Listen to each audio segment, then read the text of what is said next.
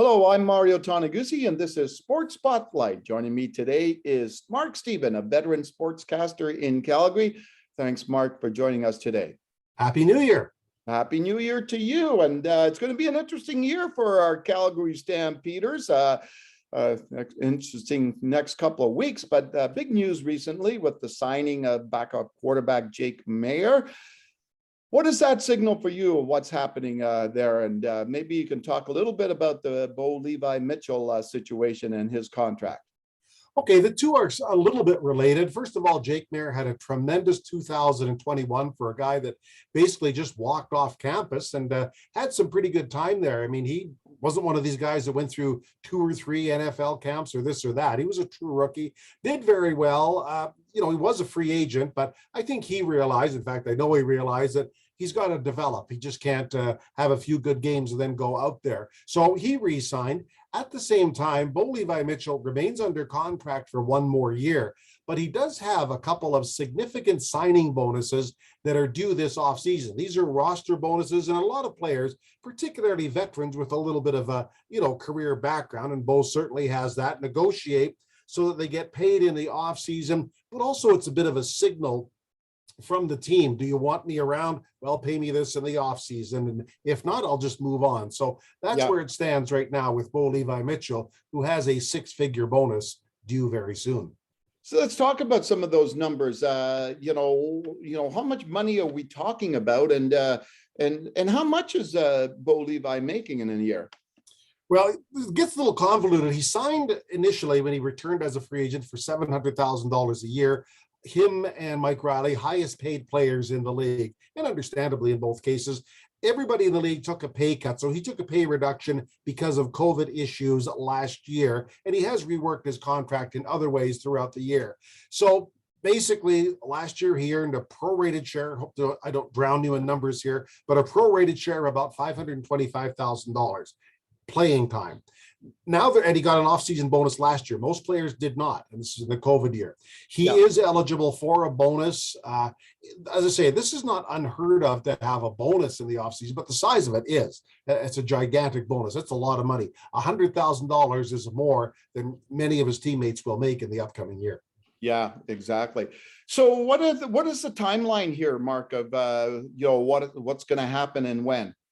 Well, the Stampeders must either get him on a new deal if they choose to go that way by January 15th. That's the day of the next payment that he's supposed to make, the off-season bonus. So it's not too far away. So they've been working on it. How far they go, I don't know. Obviously there's a lot of arguments on both sides about what they should do going forward. The Stampeders, though, have to realize, and Bo Levi Mitchell has to realize too, that if they don't make that payment or come to a revised deal, he becomes a free agent.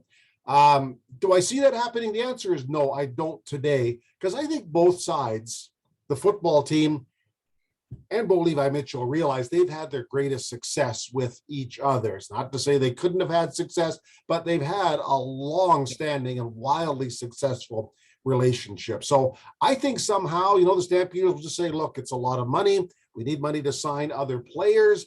And Mitchell could say, I've had success too. Let's maybe rework this and do some massaging of the deal. So I think it's possible because I think both sides are headed in the same direction. Okay, let's talk about Jake Maier. Obviously, he's a quarterback of the future for this club.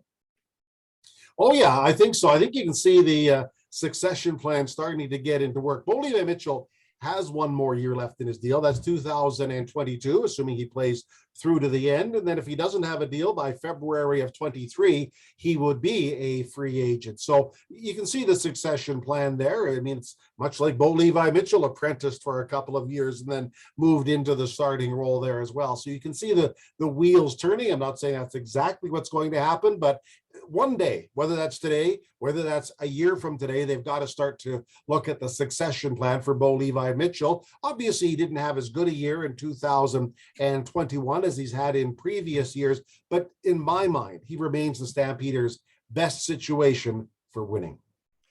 When you look at the Stamps lately, any other exciting news you can share with us about what's happening with the club? Not right now, but I think you're going to see a lot of news come out in the next little while. in the sense that the free agent deadline is February the 8th. I know the free agent list for every team looks very daunting, but that's because of a lot of one-year deals. And a lot of business wasn't done in 2020. Now it's in 2021. So I think you'll see a lot of those players signing in the next little while, but obviously not all of them. Everybody has a salary cap. Everybody's got to decide what they want to do. And I just want to put an asterisk up in the corner here. John Hufnagel, I think, will do everything he can to work with Bo Levi Mitchell, but he's not shy about cutting ties with some high-profile, long-serving, successful players. I mean, ask Stanley Bryant, ask Derek Dennis, ask Charleston Hughes, Eric Rogers is in Toronto. I don't think that will happen, but there is precedent, so I would like to think they'd get it done. But I'll just say this, John Hufnagel will do it on his terms, as he's done for many other players, or not get it done. Yeah. One last thing, Mark, when you look at, the world we live in today, and obviously the Omicron virus variant that's going on, you think many in the CFL are kind of sitting on pins and needles, wondering, what impact that might have on the upcoming season, or is that season just too far away right now? Well, you'd like to think it's too far away, but you'd be amazed how 6 months can fly right by. Yeah. Clearly, look, 2020 was a disaster. We understand why, big losses. Last year was a losing year. I think everybody expected that just because of circumstances, reduced crowds, reduced season. But I think 2022, people are hoping to get back to normal.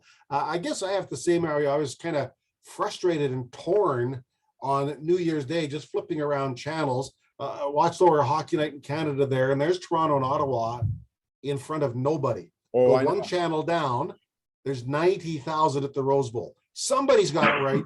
Somebody's got it wrong. I don't know who it is. We have to find a balance between the two. Maybe 90,000 is too many. I don't know. But zero is probably too few. The CFL has to hope that capacity limits are gone in the next 6 months. Yeah. All right. Super. Thanks, Mark, for joining us again today. Thank you. All right, that was Mark Stephen, a veteran Calgary sportscaster. This has been Sports Spotlight with Mario Toneguzzi. Thanks for joining us today.